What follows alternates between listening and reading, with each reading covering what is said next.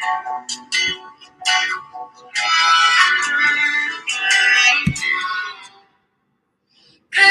Kesava, Krishna Kesava, Krishna Kesava, Bari.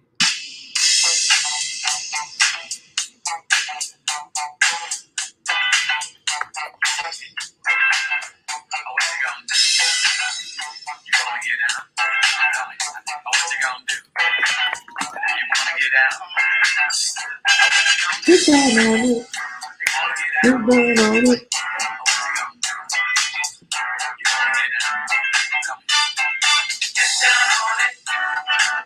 Down on it. Get down on it. Get down on it. Get down on it. On it. Get down on it. How you gonna do it if you really don't wanna dance? By standing on the wall, get your back up, come on, tell me. How you gonna do it if you really don't wanna dance? By standing on the wall, get your back up, come on. I heard all the people say, get down on it. Get down on it. you really want it, get down on it, you gotta feel it, get down on it, get down on it, get down on it, come on man, get down on it, baby, get down on it, get on it, get down on it. I say people on it. What you gonna do? You gotta get on the groove. What you gonna do? Tell me, baby. How you gonna do it if you really don't wanna dance? By standing on the wall, get your back up. Tell me. How you gonna do it if you really wanna take a chance? By standing on the wall, get your back up. I heard all the people say, Get down on it. get down on it. Get down on it. Welcome back to another episode of Guide Live, the hottest B2B jam session on a Monday morning. Probably for some of you it's an afternoon, but that was definitely, if you are tuned in, if you're actually listening, that was Cool in the Gang. Get down on it. Probably one of the greatest songs of all time, a timeless classic. Please check it out on Spotify or wherever you catch some tunes. Right before the show, my iTunes actually started acting up and talking to me, which is the scariest thing in the world. So hopefully your music player isn't talking to you. With that said, though, we're talking to probably someone that everyone that's watching this episode and listening to this episode needs to know. We're talking to the Anthony Hayes, who is the president and founder of the Hayes Initiative, which is a full-service public affairs company providing strategic counsel and support on a range of needs, whether communications, media outreach, crisis management, government, and community, like whatever it is, the Hayes Initiative does it. And it's led by a really, really awesome man, Anthony Hayes, who has been doing this work for quite some time. And he's in the city where this work is very necessary, New York, because God can only imagine the amount of communication needs a company in New York or elsewhere needs. They are a global initiative. They're a global brand. And he is the advisor to talk to about communications, but also, how do you balance your work life? What's the lifestyle that you're living? And more importantly, what are the triggers that you need to be mindful of to be okay with being tired, with wellness, as well as finding strength and taking a break as well. And he has a glow to him as well that you all will see. And, he's just really knowledgeable on a lot of different topics. And I'm really excited to talk with him about his career thus far, but also what's the importance of being okay with taking a break as well. So with that said, Anthony, thank you so much for being on the show today, man. Hey, thank you so much for having me. Really happy to be here. Dude, so how are you doing, man?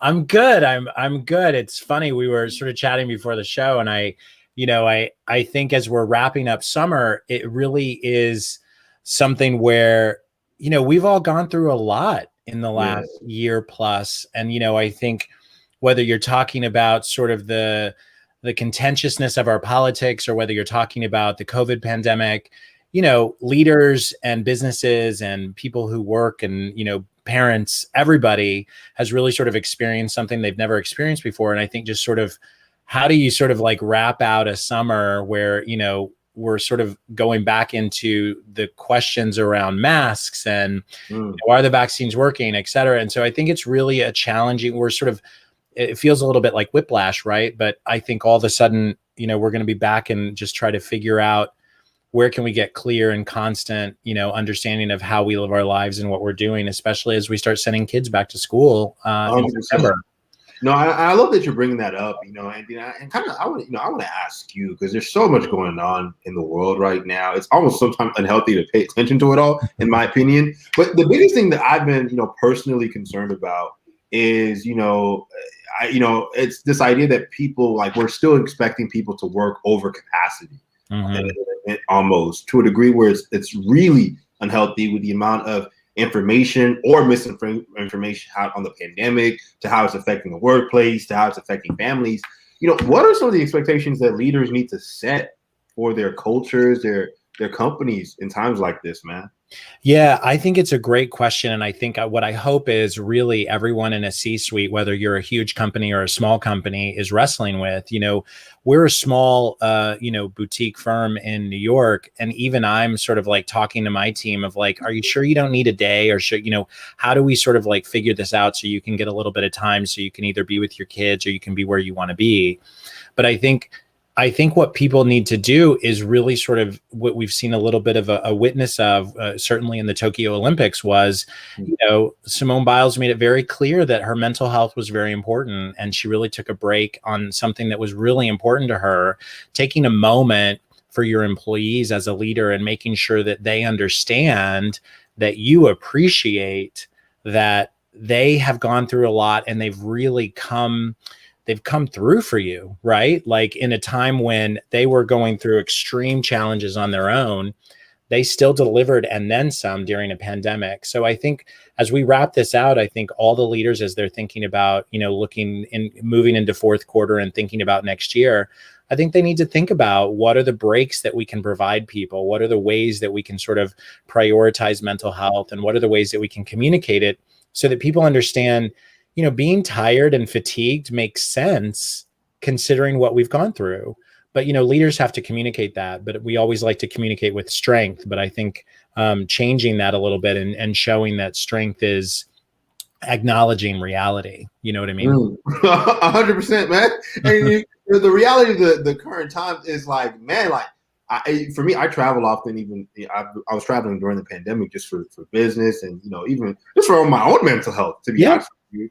And, I see people out in places, I see people out here and there and whatnot. And like, but I've one of the things I've noticed, and you're a communications guy, is the messaging around the pandemic and just how thick it has been. There's not been a place where I've been where I'm not reminded about the pandemic. Yeah.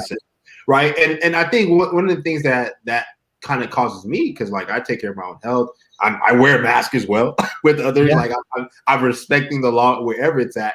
But it kind of reminds me of this idea that we are still stuck in 2020 in a sense. Like it's 2021 now, That's but right. like this isn't. It's not over, because to a degree, there's nothing that is saying that this is over. There's no way you go where, oh my God, like there's not a pandemic, even if you go overseas to a degree. Yeah. Right? So I think that's actually kind of scary to a degree. Yeah. And I don't know how you feel about it, but I would love to get your thoughts, because I think leaders in businesses who are they're over communicating to a degree. Yeah. Like that. No, that's right. It's fascinating because, right, what we're dealing with is a sustained crisis, right? So that's really difficult, I think, for people. We don't, rightly so, people don't want to be dealing with a sustained crisis. Like when a crisis comes up, right, we're sort of used to the beginning, middle, and end. And the reality is we can't quite understand where we are, because it will have those hallmarks, right? We had the beginning, we're probably somewhere in the middle, and then at some point there will be an end, and the end is going to look different than I think everybody thinks it was going to at the beginning, where, oh, we'll just turn back on and everything will be fine again. What we're dealing with is essentially a new thing that's going to be a part of our lives moving forward. And so where I think we're sort of seeing a lot of struggle, especially from government leaders in particular, which is where we get our information and what we should do to keep ourselves safe, is, they're not even sure, quite frankly, because we don't have enough scientific data to tell us yet, because we just haven't had enough time to understand, like, oh yeah, this will be, obviously COVID is very different from the flu. So I want to make sure I'm putting the right caveats around stuff. Yeah. But it is going to have a version of that where COVID's not going anywhere. COVID's going to be with us. And so how do we, and what is the acceptable risks? How do we come together as communities? What do we, it's going to be very complicated. And I think what we're realizing as we're, in the beginning of August is that everybody, it's still unclear. And so I think really what we have to sort of communicate and start putting out into the universe is like, we all have to start metabolizing that this is going to be with us. And so everybody's going to have to sort of self-assess, do their own self-risk assessment. And then they're going to have to fall in the guidelines of whatever sort of place that you live in, right? Because New York City, for instance, is the only city really in the country of America that is requiring vaccination proof before you can enter into restaurants, Broadway shows, etc. So, and a lot of businesses in New York are now requiring their employees to come back fully vaccinated. So we're just still in it, right? Yeah. And so this is a sustained crisis that we're probably, and Lord knows I don't know, I'm just speculating like everybody else, we're probably somewhere in the middle. We're not, and with a crisis, the one thing you do know is that there's a beginning, middle, and an end. We're just not as close to the end as I think everybody thought. Yeah, no, 100%. And, I have my thoughts and my reservations on requiring people to do all of these things. I do too. Like it already when they're required to just live and take care of their families. But I think one of the things I really love in your point is, the fact that you have to start metabolizing this. It's on COVID-19. It's that ex-girlfriend or boyfriend that is just going to linger until you have to do something about it. And I mean, they're always going to be a part of your life, right? It's almost like a marriage with kids, right? They're going to be in your life. This is what it is. You got to find a way to deal with it, whatever your way is. And ideally, you're being respectful, right? I think that's the biggest thing that I hope everybody's doing, and understanding that, while I may, for instance, be a little bit more okay with what's going on, or being okay outside without a mask, but I don't really need to be policing my neighbors because, I got vaccinated, so I feel fine. So ideally, we sort of, rather than police one another or feel entitled to police one another about COVID and safety and all of those things, ideally, we sort of like just respect one another and give everybody space. Because the one thing that is true is with the vaccines, in my opinion, is that the vaccine gave everybody a choice, right? You can choose to get it or you can choose not to get it. And so the reality is now each person as an individual gets to make their choice. And whatever that choice is up to them. And, I wish everyone would get vaccinated, but I can't make everyone get vaccinated. And if people don't want to get vaccinated, I want them to figure out and do their own critical thinking about their health, because they're entitled to do that the same way that I did that.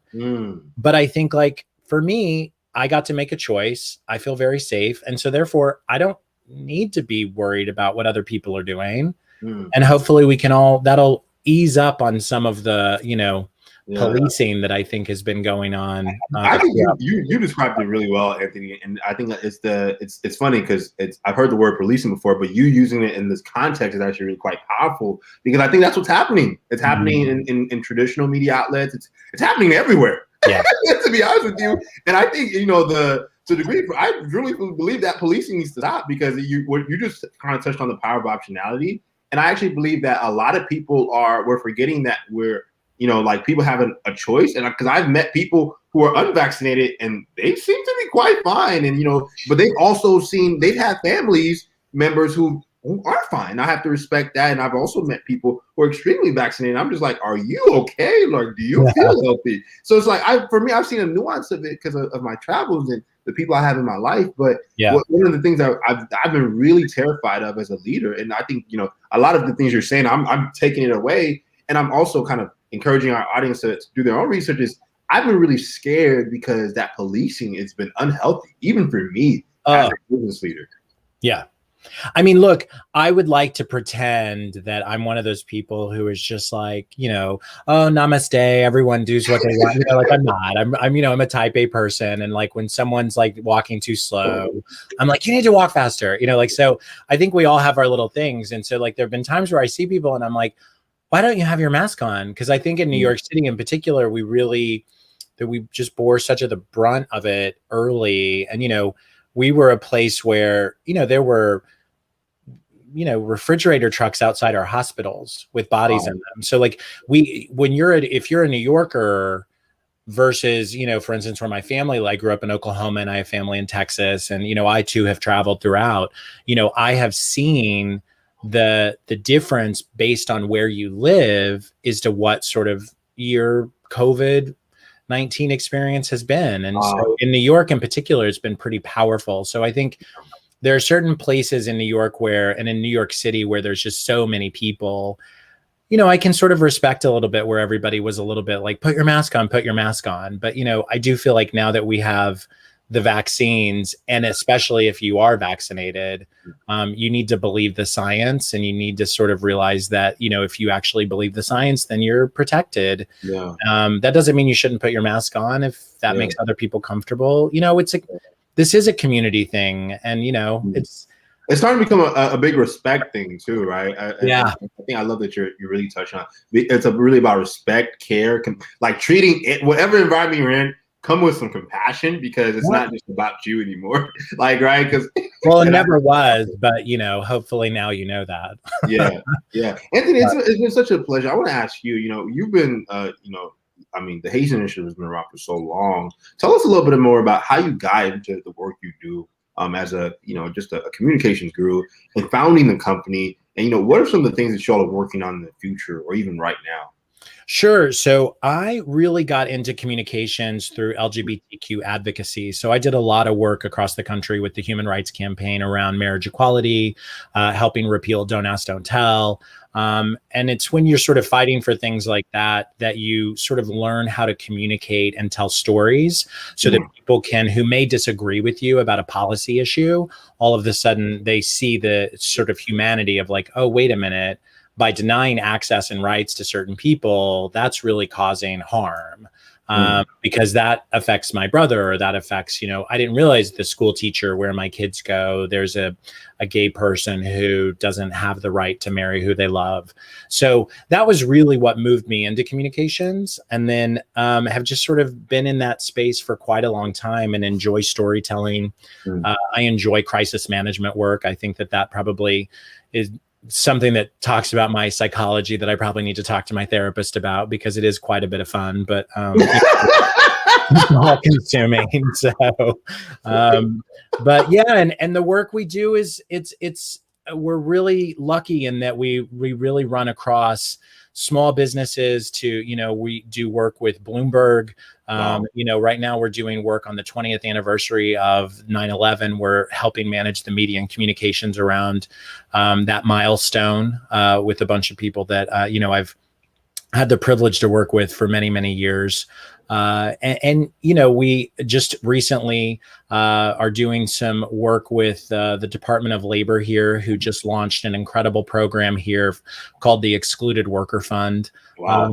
And so there's just a lot of really fun stuff where we get to work on massive sort of global things like 9/11, or, very hyper local stuff, or, we've also done stuff with Airbnb, and really sort of, luckily, because of sort of the talent that we have, we get to sort of touch a lot of different projects, both small and large, and either from straight communications to, like you said, government relations or crisis management.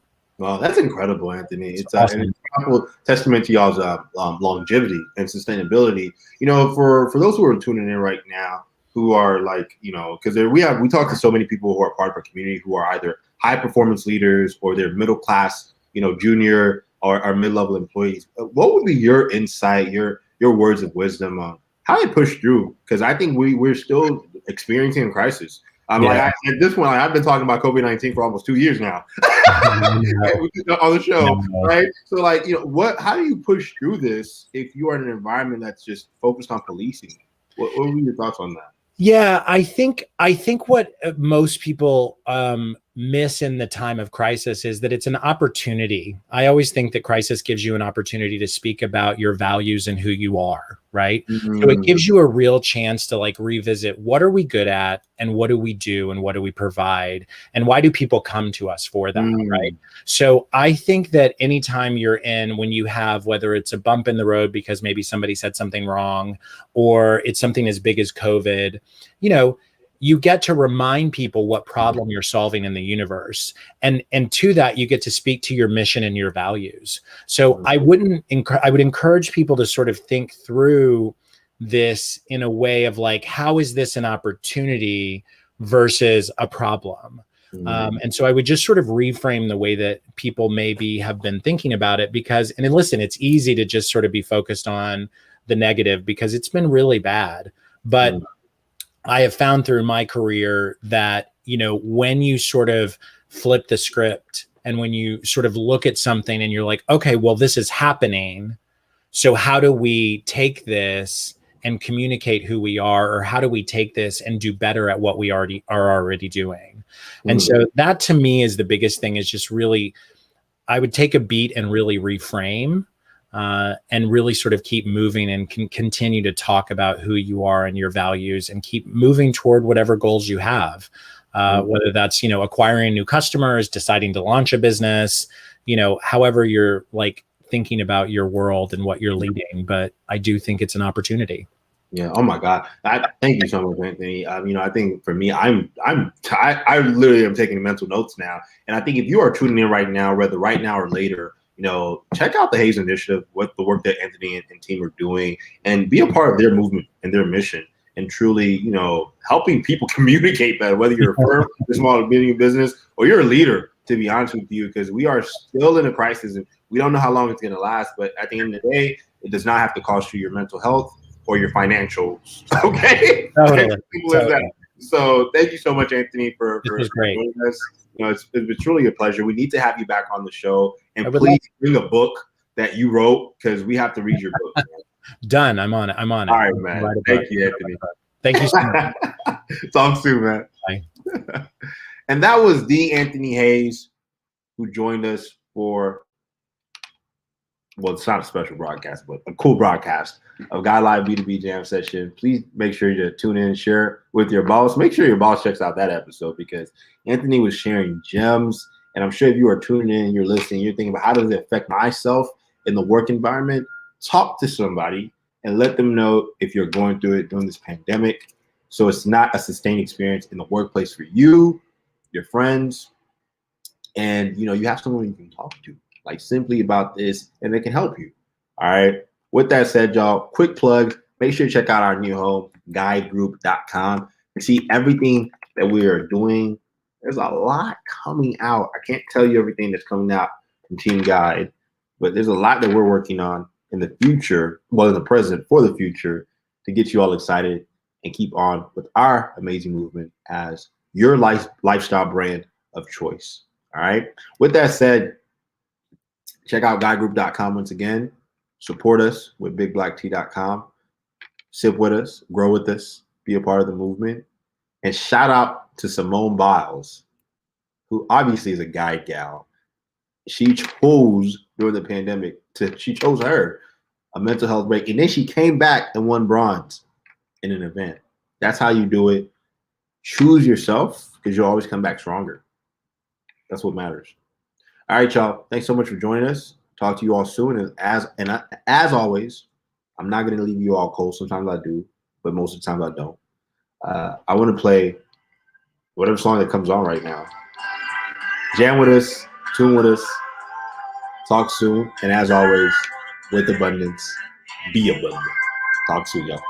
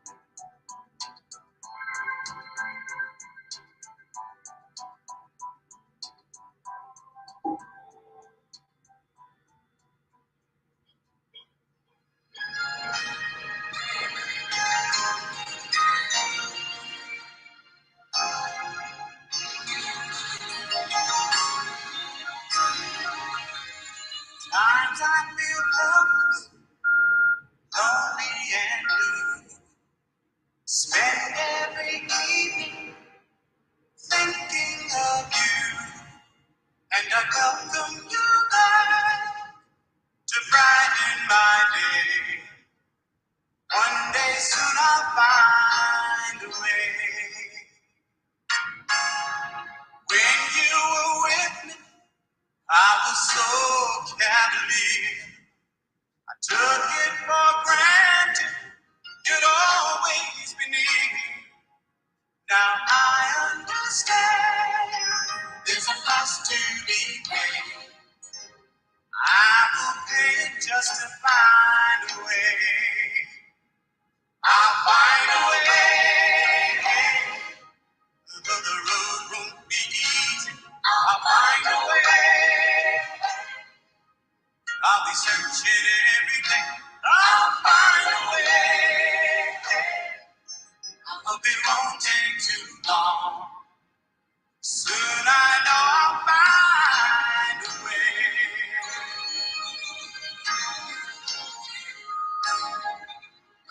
Well, my life is empty with you not around. The love that you showed me just can't be found. I've made up my mind. I hope that I pray. Won't stop searching till I find a way. I'll find a way. Though the road's not easy, I'll find a way. I'll be searching every day. I'll find a way. I hope it won't take too long. Soon I know I'll find a way. Oh, you made me a town. Now I'm so much wiser.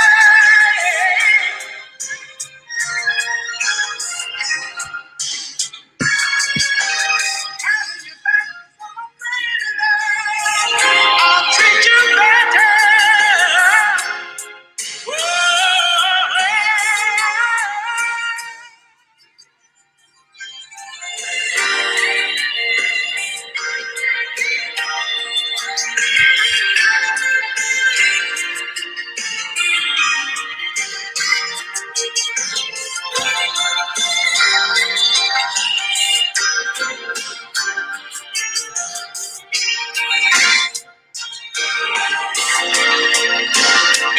I'll find a way.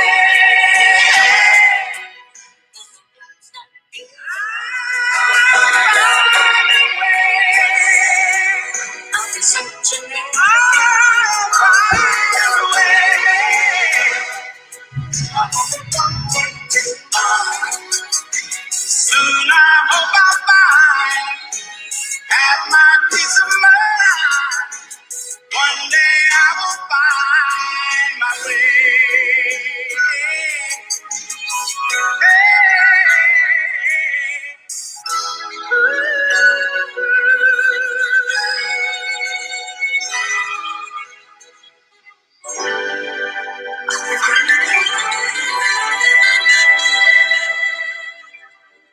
You tried to save me one too many times. You tried, then you lied. Ended up with you begging on the floor. But you lied. You tried, waiting for the right time to say that you tried, but you were fine. She told you were on your own. You were right. Cántame, no me grites así. Te ruego por favor, no nos dejes aquí. Dime que no te fías de mí. Con todo lo que hice para despertar este fuego en ti. Solo quería cuidarte, quererte, imaginarte, abrazarte, sentirte, besarte. No pretendía más. Solo quería cuidarte, quererte, mimarte, abrazarte, sentirte, besarte. Solo quería saberte, cámbiame.